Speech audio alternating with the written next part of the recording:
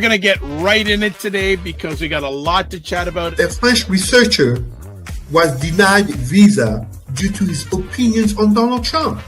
There has been a lot of misinformation over the years. Oh boy. You know what?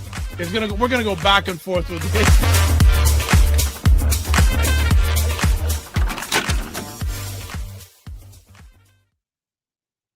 What is up, everybody? It's Dr. Vibe here, host and producer of the award-winning Dr. Vibe Show, the home of Epic Conversations, and I'm the host of Epic Conversations 2018 Innovation Award winner, 2020 Best Podcast News Award winner given out by the Canadian Ethnic Media Association, 2020. I said that already. 2018 Innovation Award winner, 2020 Best Podcast News Award winner. So if I repeated myself, that's my head, not my heart. Sorry about that. Rewind. All right. And also I co-host and co-produce the only online show in the world for dads, fathers, and male caregivers. It's sponsored by Dove Men Plus Care. And being part of that movement, we've reached out directly and indirectly to over 500,000 dads, fathers, and male caregivers around the world. As always, I like to say you're blessed, highly favored, a magnet for miracles, and a solution for someone's problem. And you are, if you're watching this live, it's live on March 22nd. 2026. The year is going. It's going. But we finally are beginning to we're finally got rid of most of the snow. It's raining cats and dogs this morning in Toronto, but it's washing away the snow. And I was chatting with some people today and I said, what would you rather have, the rain or the snow? And one gentleman said, I don't want to shovel any more snow this winter. I've had my fill. Okay. That's what we want. That's what we get. Okay. And on Sunday afternoons, 5 p.m. Eastern time, we do Black Canada Talking. You know, I'm going to say Black Canadians, but specifically one Black Canadian, Cesar Ndema-Moussa, gives his POVs, thoughts on local, international, provincial, global stories. So before he takes off again on another trip, we've got Cesar Ndema-Moussa in the house. What's up, Cesar?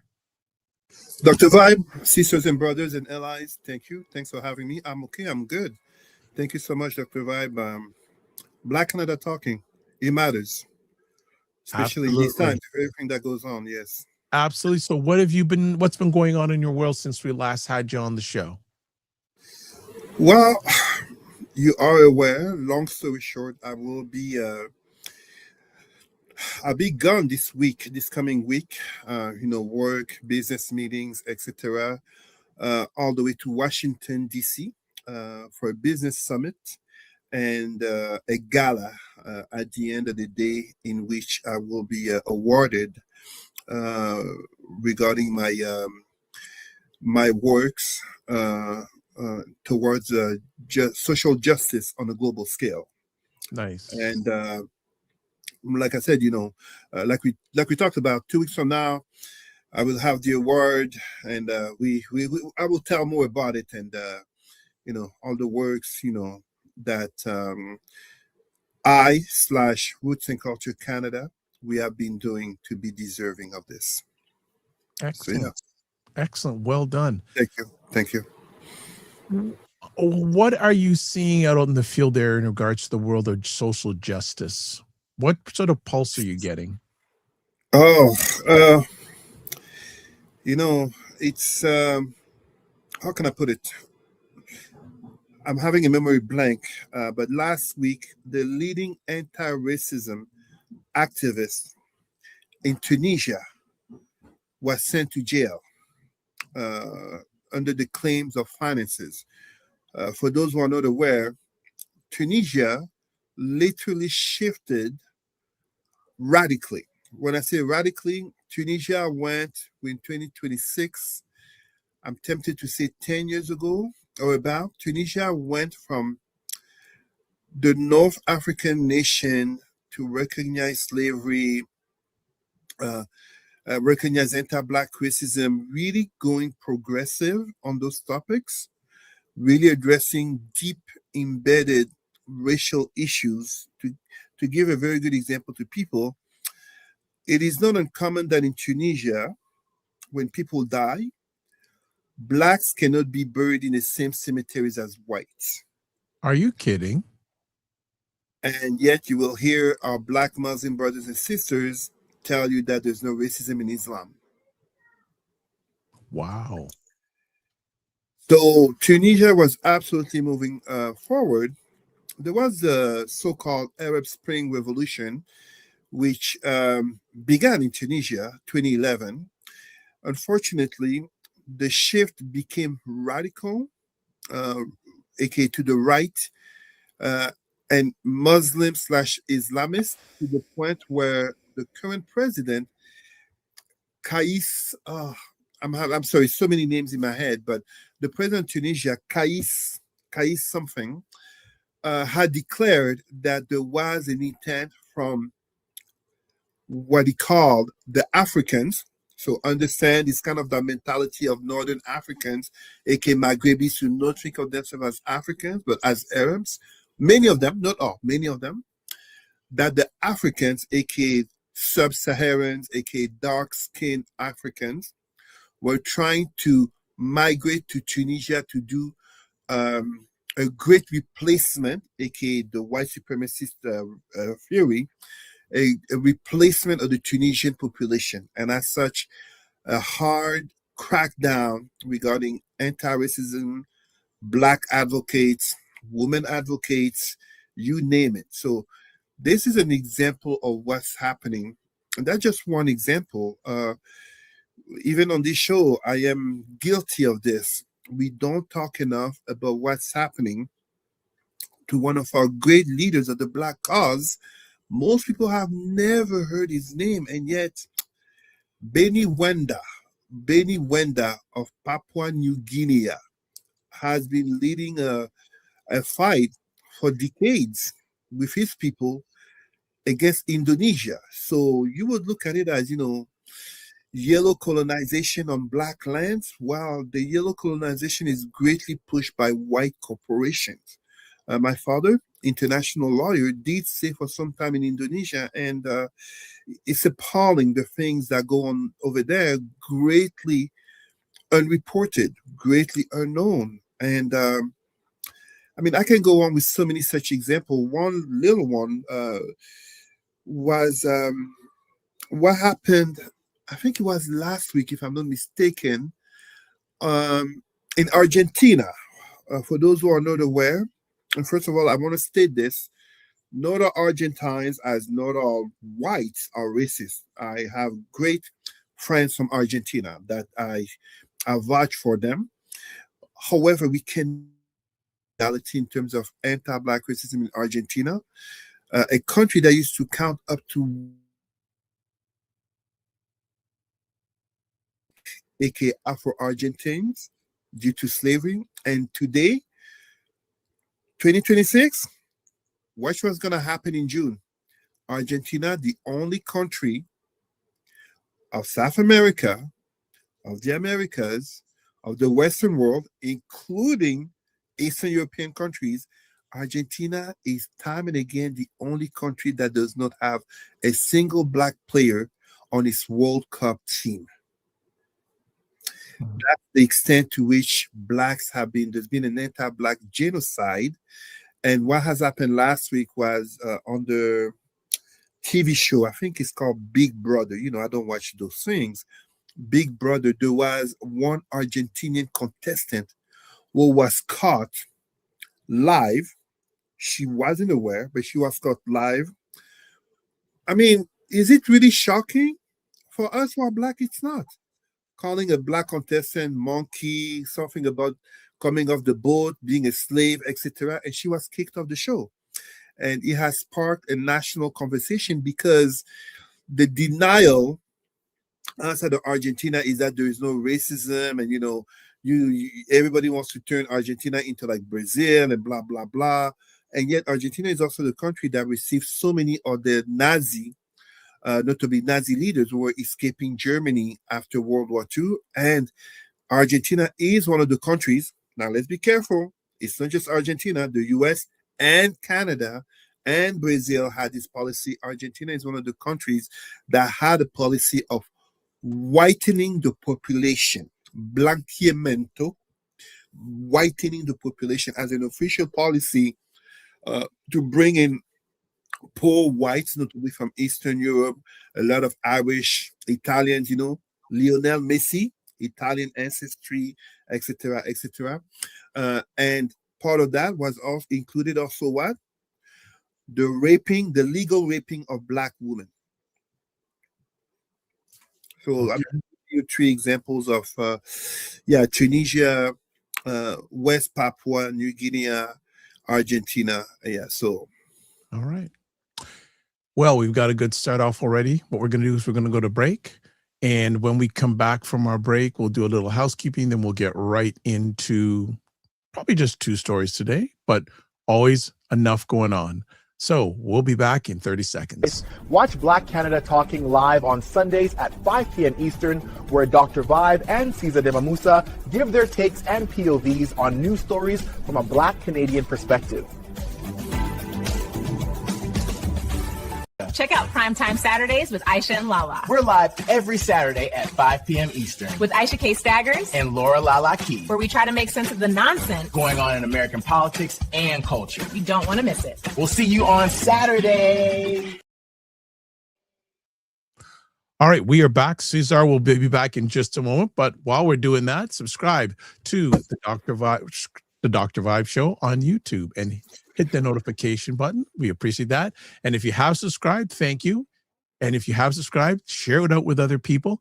And also, if you subscribe, at least watch either live or on the replay, make comments, etc. Engagement. Also, like the Dr. Vibe Show on Facebook, LinkedIn, Instagram, TikTok, and Substack. If you want to advertise your business, product, or service on our show, please email me, dr.vibe at the drvibeshow.com.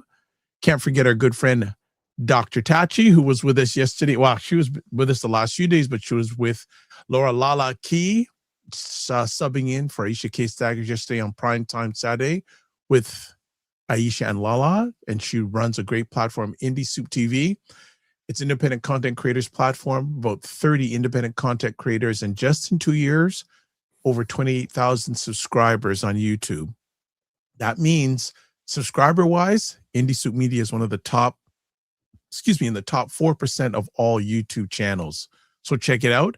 And most importantly, if you want to catch Cesar, you can email him at president at Roots and Culture Canada, and also Facebook, Cesar Remy Emery. And I just also want to make people aware, coming up on July 25th in Toronto, the ADNC Narrative Power Summit at the Aqua Supper Club. I'll be hosting the event and have a lot of guests from Canada and the US there. The link is there. I'll also share it on all the platforms. And one of the guests, probably the featured guest, is a gentleman named Philip Scott, who runs the African Diaspora News channel on YouTube. He has about 6 channels on there, and he averages around 19 million viewers every month. So if you want, and also if you're a subscriber or go to my YouTube channel, I had a great conversation with Mr. Philip Scott earlier this past week or mid last week. So all those things there. And we got some comments in the house. Michelle Felicia says, congratulations, Cesar, on your upcoming well-deserved award. Thank you very much, Michelle. Thank you very much. And JJ Mars, good to have him here, says, many Latin countries have an ugly history of being openly racist against Black people. Very true, but truly worldwide. All right. Well, let's get into our first story. Cesar brought this, and he brings a lot of things to my attention that I don't know about, and probably a lot of you don't know about. But our first story, race representation and power. Rachida Dati in France and Idlout in Canada. Cesar, educate us on this, please. So basically, March, right, month of women, and notably when we talk about, if you want to talk about equal rights for women and women's progress, we have to talk about politics and leadership. And here we have 2 interesting situations. Lori Idlout, I hope I said her name right, an Inuit MP, Member of Parliament, federal, in Northwest Territories, if I am correct, will switch parties from the Conservative to the Liberals, and thus advancing the cause, the desire of Canada's Prime Minister Mark Carney towards a majority government. So, and I made a little mistake here. I said she was conservative. No, she was actually NDP, which moves the NDP party from 7 members to 6 members, making the position even more fragile since the departure of former leader Jagmeet Singh. She got blamed, the NDP blamed her and all that, and even the leader of the opposition, conservative MP, Pierre Poilievre, took aim at this notion of switching parties. But I notably like the take that the former communication director of Stephen Harper, Mr. Dimitri Soudas, did mention.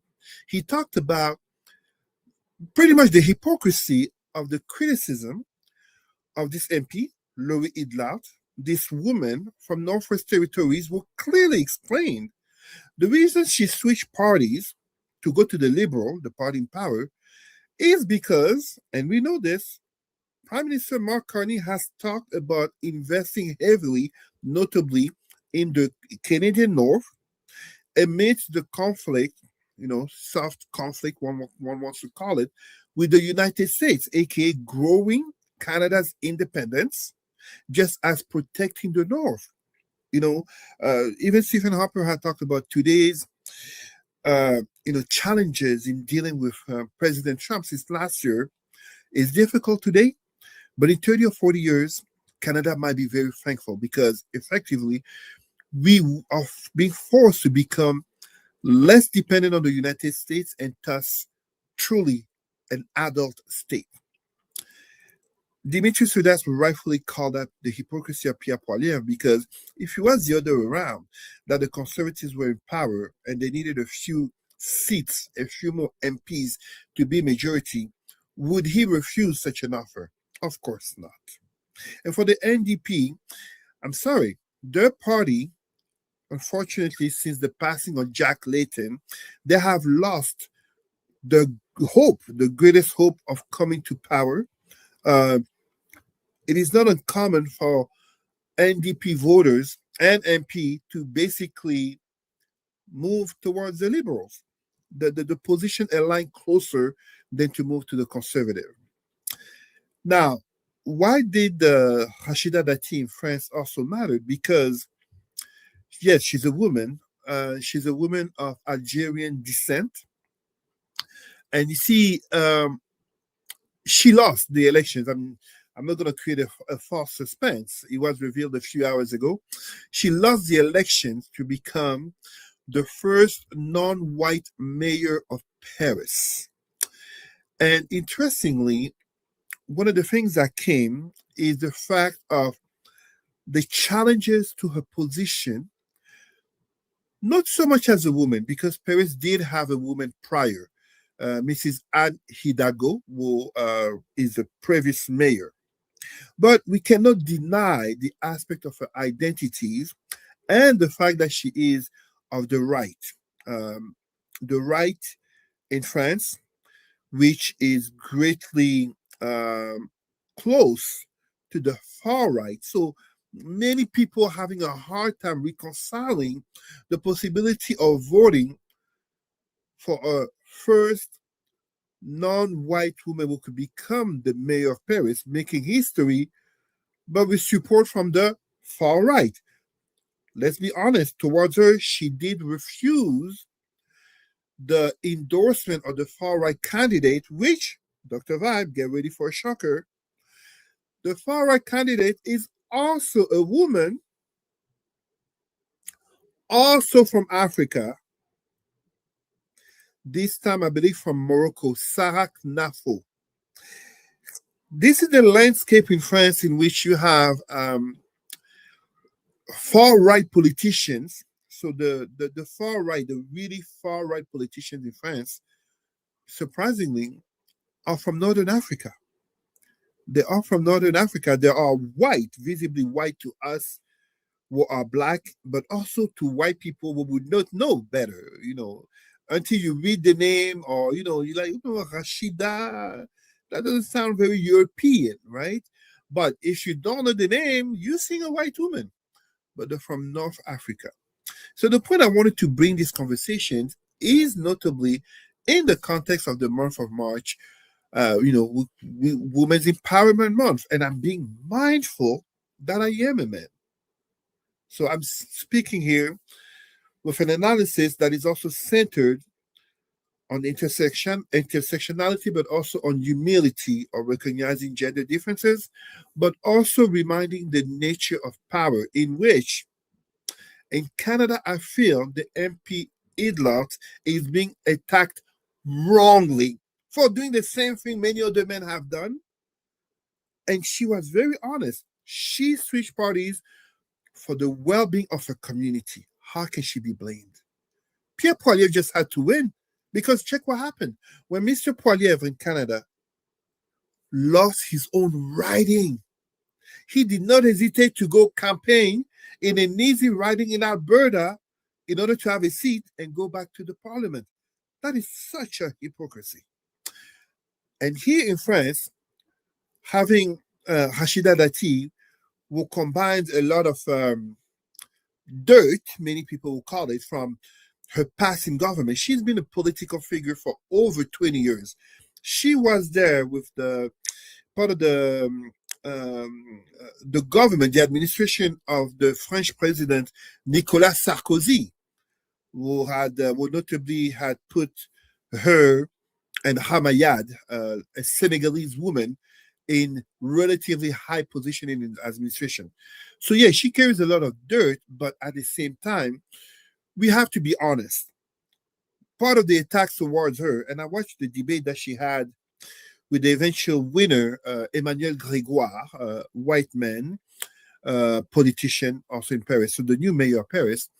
And effectively, even in that debate, Mr. Grégoire did say comments that Mrs. Dati and the other candidate woman, also from North Africa, did call racist. So we cannot deny that, indeed, racism and gender are also playing as part of politics and power and leadership. Good take as always in the house. Dr. Tachi says, good afternoon. Good afternoon. Great to have you always, Dr. Tachi. You know, you're always, if you want to call in, you know the digits. Cesar, before we move on to our next, maybe, what do you feel it's going to take for there be more acceptance of women in major political roles? What is it going to take? That is an excellent question, Dr. Vibe. And again, let me repeat this. We are two men talking about the place of women in politics. Ladies, we are speaking here with humility, but also intersectionality in mind. This is actually a question that I address in my conferences and EDI, DEI trainings. And the way I address it is to give an example. Generally in political campaigns, especially when there's a debate, what is the focus when it's a male candidate? His program. What is too often the focus when it's a female candidate? Her past, her private life. Is she married? How many children she has? And on the debate floor, is she wearing pants or a skirt? And if she's wearing a skirt, is it above the knee level or below the knee level?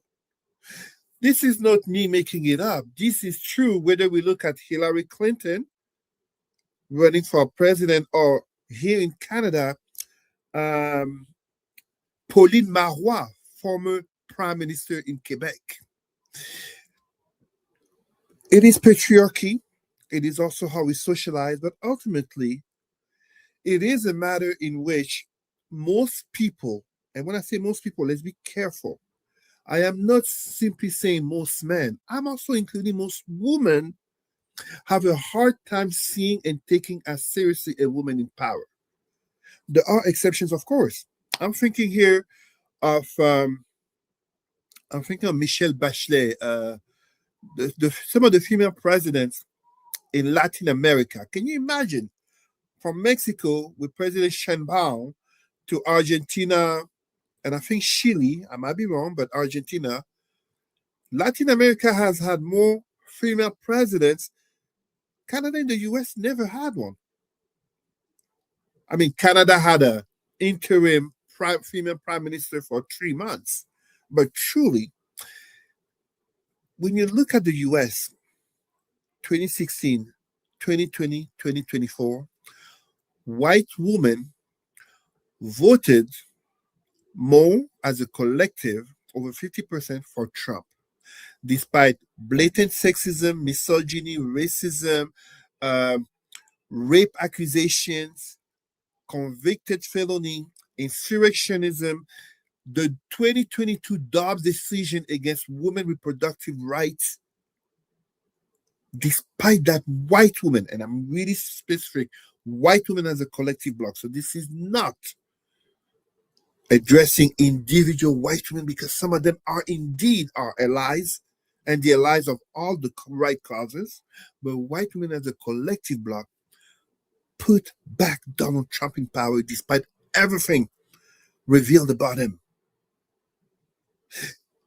The way I look at it is this, in the same conversation as we talk about sports as men.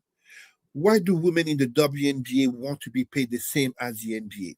Well, if most women were watching WNBA, went to the games of WNBA, the ticket sales would soar, the TV advertising, everything. If most women supported women in politics, I'm saying most, not because men should not. Of course men should. Of course men should. But it's just like when we have the conversation on race. If as Black people, we don't support Black politicians of quality, we don't support Black businesses of quality, we don't support Black spirituality, how can we be surprised that we are not first? How can we be surprised that we are not growing? How can we be surprised that we are still oppressed? So this is where I would start, because we can do the great systemic analysis, address patriarchy and all that stuff, but ultimately that becomes a question. When you have that too many women support men who are openly sexist, how can we be surprised themselves? And then what it creates as a very perverse effect is that too often we end up with women in politics who try to behave like men. And so it reinforces the message that politics is a man's playing field. A very good example to the contrary of what I'm saying is how, oh my gosh, Jacinda Ardern, if I recall correctly, the former Prime Minister of New Zealand, she was very womanly about her job, including maternity while being Prime Minister. So pushing back, but why did she have to be attacked on her being a woman, a feminine woman, etc., etc.? The mindset of our people, Blacks, but the mindset of society as a whole is still that politics is a male playing field. And yet, any honest historian can tell you 100%, Africa is the country that has had the most female leaders. And to this very day, as Thursday, I was giving a conference on gender inequality. The country that counts the most women in government is in Africa. Rwanda, 63% of parliamentarians are women. Stop it there because time runs fast when Cesar is on the line. So, and I said I shouldn't have gone there, but you know what? International Women's Month, and we got to give the ladies not only Women's Month, that every day they're just due. And in some ways, it may be a more important story than the one we're coming up on, but that's a matter of opinion. All right. So before we get to our next conversation piece, we're going to introduce it with a little bit of a video. So we've got about a 3-minute video we're going to show you to introduce our next conversation piece. So hang tight. Here we go. Trump's war abroad, America's crisis at home, two fronts, one presidency and a country asking what comes first. On the global stage, Donald Trump is leaning hard into confrontation, military posturing, escalating rhetoric, strategic pressure campaigns that signal strength to allies, and warning shots to rivals. Whether it's tensions in Eastern Europe, the Middle East, or economic warfare with global powers, the message is clear: America is not stepping back. But while the spotlight shines overseas, the situation at home is telling a very different story. Inflation continues to squeeze everyday Americans. Housing remains out of reach for millions. Healthcare costs still climbing. And across major cities, concerns about public safety, mental health, and economic instability are growing louder, not quieter. So here's the tension. Can a nation project power abroad while struggling to maintain stability at home? Historically, strong foreign policy has often been used to unify a divided country. A common external focus can rally patriotism, shift narratives, and redefine leadership. But this moment feels different, because Americans aren't just watching global conflicts, they're living through personal ones. Kitchen table economics, community safety, political division. These aren't abstract issues, they're daily realities. And critics are asking, is this strategy or distraction? Supporters of Trump argue that strength abroad creates security at home, that projecting dominance on the world stage protects American interests, deters threats, and restores global respect. But others see a disconnect. They question whether resources, attention, and leadership focus are being pulled away from urgent domestic needs. They ask, who is fighting for the American people right now? Because while wars abroad can shape headlines, it's the crisis at home that shapes lives. And this is where the real conversation begins. Is America trying to lead the world while losing its footing internally? Or is this a necessary balancing act in a complex, high-stakes global era? For Black communities and other historically marginalized groups, the stakes are even higher. Economic vulnerability, systemic inequities, and access gaps mean that any domestic instability hits harder and lasts longer. So the question isn't just political, it's personal. What kind of leadership does this moment demand? One that prioritizes global dominance, or one that rebuilds trust, stability, and opportunity at home? Or can it truly be both? Because at the end of the day, a nation's strength isn't just measured by the wars it fights abroad, but by how well it takes care of its people at home. All right. So our conversation topic that Cesar is going to dive into for the next little bit is 47's war abroad, America's crisis at home. And on top of that, I would like to encourage, we want to run a poll to get your thoughts on this topic. So what I'm going to do, let me just put this up. I got to put the right thing up here. Okay. And we've got a poll for everybody here. So question. Which should be the top priority for U.S. leaders right now, including 47? Should it be 1, strength abroad and military power? 2, fixing the economy at home? Or 3, tackling crime and public safety? So wherever you are watching this, please enter in 1, 2, or 3, and we will update you on the poll as we are going in real time. So 1, 2, or 3. And the question is, which should be the top priority for the U.S. leaders right now? Strengthen abroad and military power, fixing the economy at home, or tackling crime and public safety? Cesar, your thoughts on this conversation topic? First, 3 things. First, congratulations on the 3 minutes. Always well done. So congratulations on the production team. Second, tribute to CNN. No, I don't mean the TV channel. I mean our brothers, Capone and Noriega, 1998 album, The War Report. That's where it came from. Third of all, Dr. Vibe, I've shown this book before. I must show it again. Are We Rome? Book by Colin Murphy. You want to learn about the likely outcome of American politics under Trump, not just Trump, let's be fair to him, but especially in this age, read about how the American Empire, the Roman Empire fell.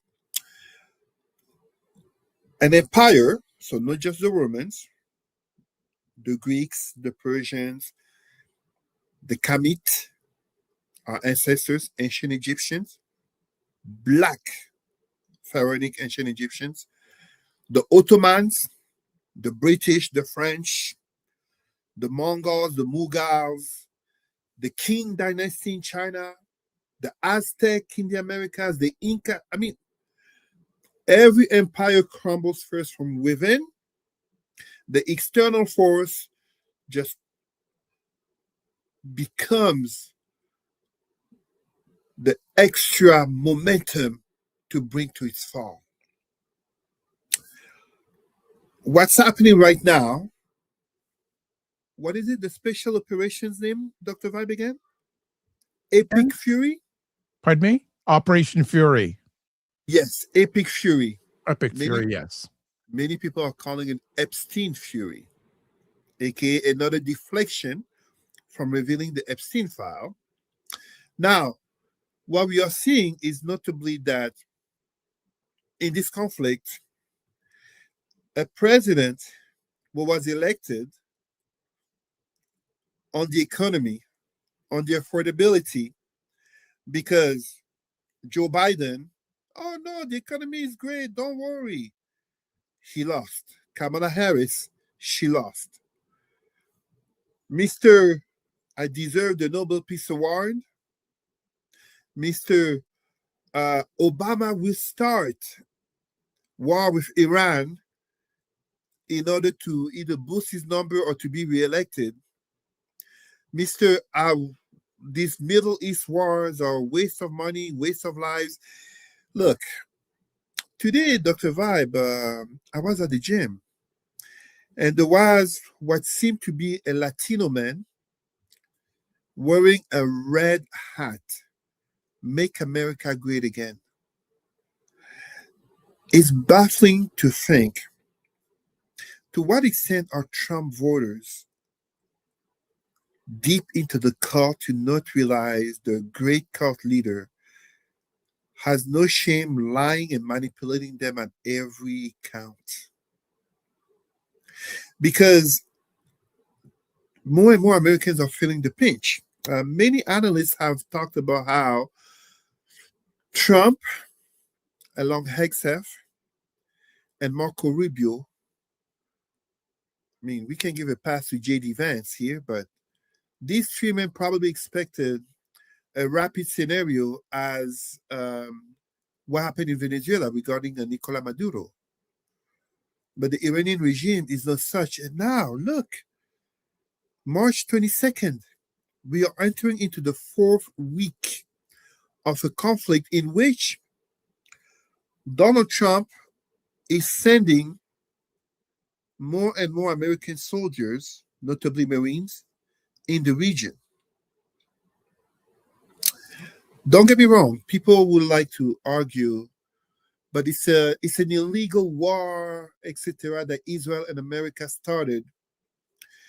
I would say, yeah, by international standards, but at the same time, if we are truly honest, the Iranian regime has not only been declaring death to Israel and America since its inception 47 years ago, 1979, but at the same time, hint, hint, hint, it is actually the Western nations, and I revealed this before on your show, Dr. Vibe, it's actually Western nations, including America, will put the religious, aka the Ayatollah, in power as they stop supporting the Shah, which they had installed when they brought down the 1953 democratic but socialist / communist, Cold War logic, socialist equal communist regime of Mohammad Mossadegh, who was the prime minister of Iran and who intended to nationalize the oil. Nationalize literally means the profits from the oil will come to the people of this nation instead of, as it was before, going to mainly America and Great Britain. And as such, the CIA and MI6 brought down his government and put the Shah in power. The Shah, absolutely more liberal, more pro-Western than the West, but still a dictatorship with Shah, aka king or emperor, if you wish, with a secret police, if I recall the name, Savak. I think it's Savak, the name of the Shah, the Shah secret police. And the discontentment in the Cold War logic was for Western nations to support the Islamists against the communists. But supporting the Islamists is what eventually brought to power the Ayatollah. And the Ayatollah, Khomeini, being as they are, for those who think I'm exaggerating, the Ayatollah Khomeini was in exile in France for, I think, 10 years before returning to Iran in 1979. So he was not hiding somewhere in some Arab or Muslim country. No, he was in exile in France, where he was seen as a holy man, visited by Western politicians and seen as so, you know what I mean? And then he was airlifted from France to Iran. So the way I'm looking at the situation is, and many analysts said it, Donald Trump is trapped. Very likely he has been bamboozled by Israeli Prime Minister Benjamin Netanyahu, aka Bibi, as it was revealed, notably by Tony Blair, but as well by Anthony Blinken, that for the last 40 years that Benjamin Netanyahu has been seeking war against Iran. He's been trying to get every American president, notably Obama and Biden, to come to war with Israel against Iran with a simple declaration. We're going to start, are you with us? Obama and Biden saying no. And in the first Trump administration, he was saying no. And we know it's always been said. He had the guardrails, he had more mature people in his administration who could control his proclivities to king-like thinking. He doesn't have that in his second administration. We can very well see what happened, and I'm sorry, I'm going a little bit off topic, but Robert Mueller passing away, and Michael Steele, now on MSNBC, but the former chairman of the Republican National Congress, the former chairman, calling him disgusting as Trump mocked the death of Mueller. Trump apparently went into war with Netanyahu under the logic of being the great liberator of the people of Iran, aka weeks back in December, freedom is coming. He did nothing. The regime, it is said in the West, killed 30 to 40,000 people in 2 days or a few days. And now we're having this conflict that is having this impact at home in socioeconomics. We're talking about the price of gas. I'm here in Ottawa. Gas on Innes and Blair reaching $1.75. $1.75. This is higher than when Trudeau had the carbon emissions tax on gas. And the conversation is that the price of the barrel of oil will reach 200, aka the Americans and Israeli are delivering a military war on Iran, and Iran is responding with an economic war. The price of fertilizer, the famous price of eggs, everything is bound to increase. And further to that, greater destabilization, as notably Trump asking for help of NATO members who all turned him down, as for months J.D. Vance had been mocking and insulting European nations. And so they're like, no, at the very most, we will help our allies in the Middle East, but we are not coming into this war against America, notably as rightfully, very rightfully, and we should take this seriously, Iran has a possibility of terrorist attack in Western nations, and it has done so before. Iran has notably killed French citizens, Iran has been a sponsor of international terrorism. And when I say Iran, people have to be really careful in understanding this is not about the Iranian people. This is about the Iranian regime, in the same way as not every American is a representative of Donald Trump thinking and policies. And if you're really honest, most MAGA people literally don't follow politics, and as such, just as is proven regarding Republicans, will vote against their own interest. As a Latino man I saw in the gym wearing a hat saying "Make America Great Again," yet he be in Milwaukee or any city in the US, he will be picked up by ICE and deported to Mexico, if he's even from Mexico. All right, just want to catch up on some comments here. We got some here. Leroy McKenzie, haven't seen you in a long time, says Dr. Vibe. And then someone saying 47's a liar, 47's a joke. Says also he's ruining the United States. Someone's saying here 47 is Israel's puppet. And also saying he's ignorant. What else are you wanting to say about the situation? I know you don't got a lot of time left, this Cesar. What other final some comments you got on regards to this situation?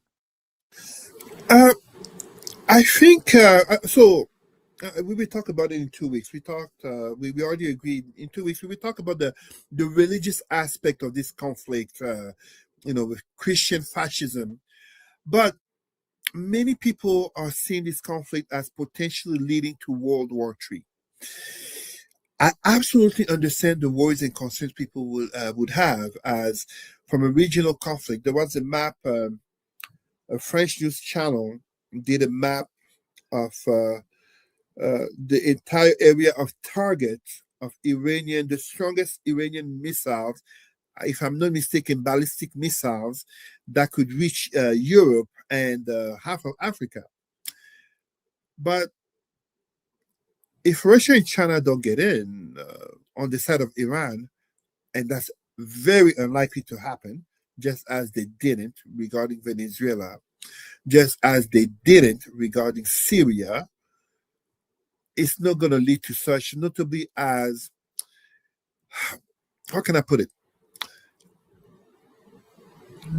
Donald Trump is, I heard this great expression. So, you know how we often hear about, in terms of politics, it's not checkers, it's chess.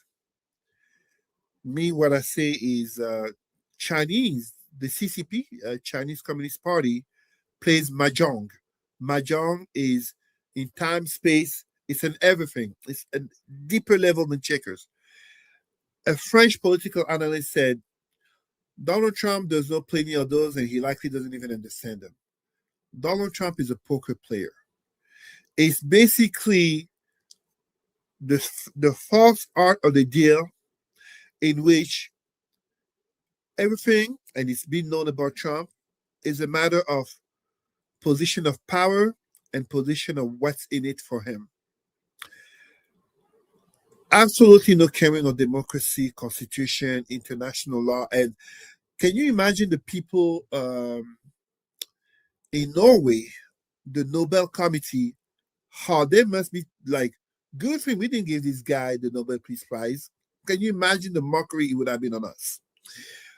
The way I'm looking at it, this situation is going to get worse, but not necessarily the way we think. So I'll give you an example. As an international investor, one of the things that's happening is that the pinch people are feeling could be great regarding renewable energies, aka nations understanding that a dependency on oil, not to be through the Detroit or Hormuz, but also the Red Sea, the Strait of Hormuz, and also the Red Sea, is not sustainable. Right now, one of the things that's happening is that, first of all, how many of our Black people actually know who the richest Black man is in the world? Aliko Dangote of Nigeria. He has an oil refinery in Nigeria that has been booming in demand from nearby African countries all the way to South Africa, as the dependency cannot be sustained. And we remember just a few years ago, I think 2022, African countries got pinched by the Ukraine war and the demand on grains. Why is Africa needing grains from Ukraine? Why is Africa needing oil from the Middle East? Latin America will grow, is bound, if you ask me, to become to have greater solidarity in order to have less dependency, and also, even for those who are so-called Trump allies like President Milei in Argentina, to be less dependent on America, notably for security. Because at home, while we're seeing the greater destabilization, the destabilization that was already occurring since Trump has been in power, aka attacking DEI, aka ICE, aka women's rights, culture war, LGBT, all of this become worsened by socioeconomics and the perspective not only of war, but even of terrorism right here at home. So when we look at even for Black communities, I gave you the example of Black nations as in Africa, but also the Caribbean, less dependency. But even here, Black communities, these type of situations tend to bring people closer to the core values of either what they are and or what they should be. Because the realization that the world is more dangerous. When the world is more dangerous, when people come to realize this, they become less naive. They tend to become less naive to thinking the political speech is all beautiful. There's no worry. No, we need to. This is why, when we talk about Black socioeconomics, Black politics, Black spirituality, FUBU, for us, by us. Less dependency, Black Wall Street, you name it. But this is basically where I see this happening, as this pinch, general pinch, tends to drive more extremist thinking, extremist behavior, getting closer to chaos. Trump, as I said, Obama and Biden, stepping on the brake pedal of the fall of the American empire. Trump, full on the gas pedal of the fall of the American empire. Unfortunately, we're going to have to end it there because Cesar has a hard stop in a few moments, but just some quick comments here. Gentleman Sean Walker says, first time here, Cleveland, Ohio. Good to have you. He says, Welcome. He's saying that China and Russia are already in. Yes, they are. No, please, let's be honest. They are. It is mentioned how notably Russia has been giving information, logistical information to Iran regarding American position. Yes, but let's be honest here. Who's helping Ukraine with weapons and information, notably killing Russian soldiers? America, the European nations. Okay. And also another comment here says, real politic versus idealism. Very well said. Very well said. All right. So before we leave, we're just going to we'll end it off there because Cesar has to go. But in 2 weeks, we're really excited to have him back. Also, we'll just want to show the results of the poll. And people seem to say fixing the economy at home is more important than strength abroad and military power. So the worst part is that is not even strength abroad. Empires kill themselves, destroy themselves from within, notably, as I showed with this book, Are We Rome? Expensive, unnecessary military campaigns that drain resources and increase not only distrust towards politics, but also increase violence from within.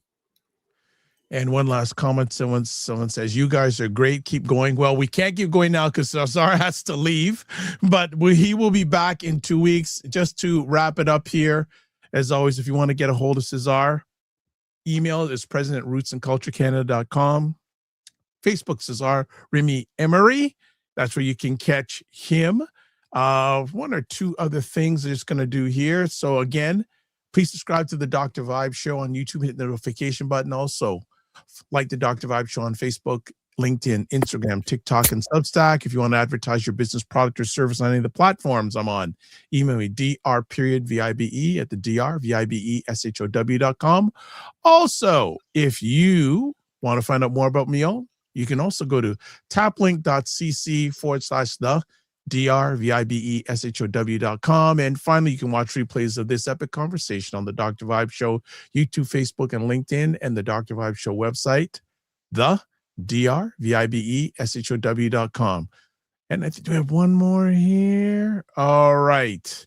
And then how we finish off, live your life as a dream. If you can dream it, you can make it. Sometimes you have to get smaller to get stronger. Block assumptions, aim bigger, aim better, aim higher, aim wider. Love, faith, and respect. Don't just manage your time, manage your energy. Remember to give yourself grace. And if you're not making history, if you're not making money, make history. Try to do both and make it better. And also a shout out to Eves Joseph.